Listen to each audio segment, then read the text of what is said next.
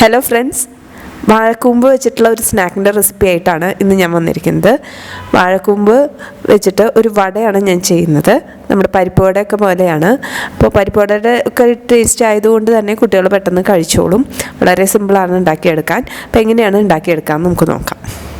വാഴക്കൂമ്പ് വട ഉണ്ടാക്കാനായിട്ട് ഞാനിവിടെ ഒരു വാഴക്കൂമ്പ് ചെറുതായി അരിഞ്ഞെടുത്തിട്ടുണ്ട്. ഇതിപ്പോൾ ഒരു മീഡിയം സൈസുള്ള വാഴക്കൂമ്പാണ് ഞാൻ അരിഞ്ഞെടുത്തിരിക്കുന്നത്. അത് വെള്ളമൊന്നും ഇല്ലാണ്ട് നല്ല ഡ്രൈ ആക്കി എടുക്കാം.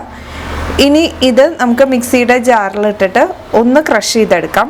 അപ്പോൾ നമ്മൾ വട ഉണ്ടാക്കുമ്പോൾ അല്ലെങ്കിൽ വട പിടിക്കാൻ കിട്ടില്ല, അപ്പോൾ അതൊന്ന് ഒതുക്കിയെടുക്കാം. മിക്സിയുടെ ചെറിയ ജാറിലേക്ക് മാറ്റിയിട്ട് ഒന്ന് ഒതുക്കിയെടുക്കാം.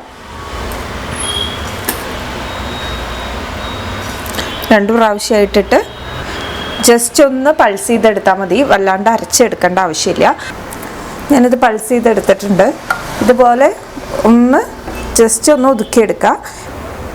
ഇതുപോലെ ബാക്കിയുള്ളതും മുഴുവനായിട്ട് ഇതുപോലെ ഒന്ന് നമുക്ക് ഒതുക്കിയെടുക്കണം മിക്സിയിലിട്ടിട്ട്.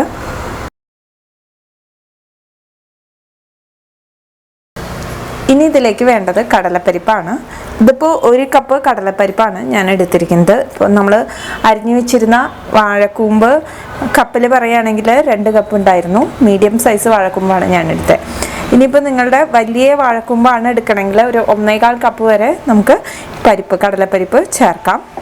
അപ്പോൾ ഇത് നമുക്ക് നന്നായിട്ട് കുതിർത്തെടുക്കണം. ഒരു 2-3 മണിക്കൂർ നന്നായി കുതിർത്തെടുത്തതാണ് ഞാനിത്. അതിന് ശേഷം അതിൻ്റെ വെള്ളം കളഞ്ഞു വെച്ചിരിക്കേണ്ടതാണ്. അപ്പോൾ ഇത് നന്നായി വെള്ളം കളഞ്ഞെടുത്തതിന് ശേഷം വേണം നമ്മൾ മിക്സിയിലിട്ട് ഒന്ന് അടിച്ചെടുക്കാനായിട്ട്. മിക്സിയുടെ ചെറിയ ജാറിൽ തന്നെ നമുക്കിതൊന്ന് അടിച്ചെടുക്കാം. അതിന് മുമ്പായിട്ട് ഞാൻ ഇതിൽ നിന്ന് ഒരു ടീസ്പൂൺ കടലപ്പരിപ്പ് ഒന്ന് മാറ്റി വയ്ക്കുന്നുണ്ട്. അപ്പോൾ നമുക്കത് വട ഉണ്ടാക്കുമ്പോൾ അരയ്ക്ക് ക്രഷ് ചെയ്യാണ്ട് തന്നെ ഇടുകയാണെങ്കിൽ വടയ്ക്ക് കുറച്ചും കൂടി ഒന്ന് ക്രിസ്പി ആയിട്ട് കടിക്കാൻ കിട്ടും. അതിന് വേണ്ടിയിട്ടാണ് 1 ടീസ്പൂൺ മാറ്റി വയ്ക്കുന്നത്.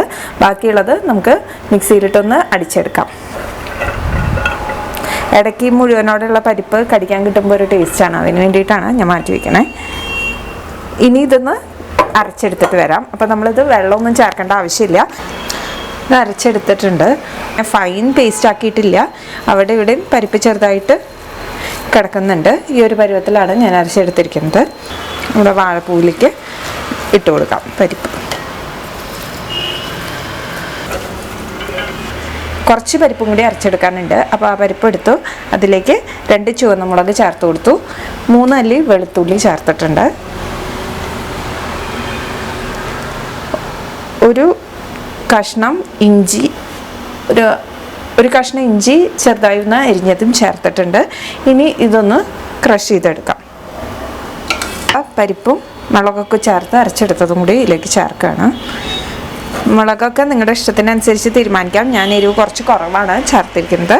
നിങ്ങൾക്ക് വേണമെങ്കിൽ ഇനി പച്ചമുളകും ചേർക്കാം. നമ്മൾ നേരത്തെ മാറ്റി വെച്ച 1 ടീസ്പൂൺ പരിപ്പ് ചേർത്ത് കൊടുക്കാം. ഇനി ഇതിലേക്ക് ചേർക്കുന്നത് സവാളയാണ്. ഞാനിപ്പോൾ ഒരു മീഡിയം സൈസ് സവാള ചെറുതാക്കി അരിഞ്ഞു വെച്ചിട്ടുണ്ട്. അത് ചേർത്ത് കൊടുത്തു. ഇനി ഇതിലേക്ക് കറിവേപ്പില ഉണ്ടെങ്കിൽ കറിവേപ്പില ചേർത്ത് കൊടുക്കാം. മല്ലിയില വേണമെങ്കിൽ ചേർക്കാം.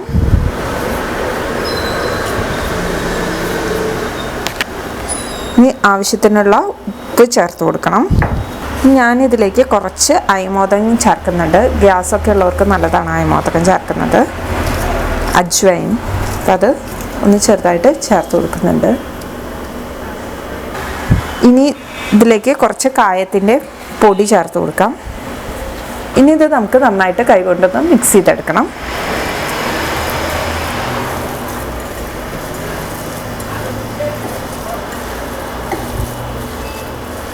ഷേപ്പ് ചെയ്ത് വട ഉണ്ടാക്കിയെടുക്കാം. എണ്ണ നന്നായി ചൂടായി വന്നിട്ടുണ്ട്. നമ്മൾ ഉണ്ടാക്കി വെച്ച വടയുടെ മിക്സിയിൽ നിന്ന് കുറേശ്ശെ എടുത്ത് ഒരു ബോൾ പോലെ ആക്കി എടുത്തിട്ട് കയ്യിൽ വെച്ചൊന്ന് പ്രസ് ചെയ്ത് കൊടുക്കുകയാണ്. നമ്മൾ ഈ വടയ്ക്കൊക്കെ ഇതുപോലെ മിക്സ് ഉണ്ടാക്കി വെച്ചാൽ അപ്പോൾ തന്നെ അത് ഉണ്ടാക്കിയെടുക്കണം. ഇന്ന് അല്ലെങ്കിൽ ഈ പരിപ്പിൽ നിന്നൊക്കെ നന്നായിട്ട് വെള്ളം വന്നു തുടങ്ങും. അപ്പോൾ ഇനി ഇത് നമുക്ക് ഇട്ട് കൊടുക്കാം. പതുക്കെ